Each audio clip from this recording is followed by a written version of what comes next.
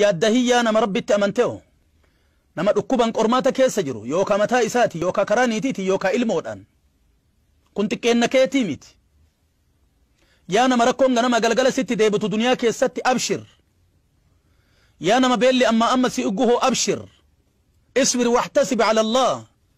obsi rabbi irratti herregadhu situ nama jabaadha guyyaa qiyaamaa yoo rabbi fedhe osoo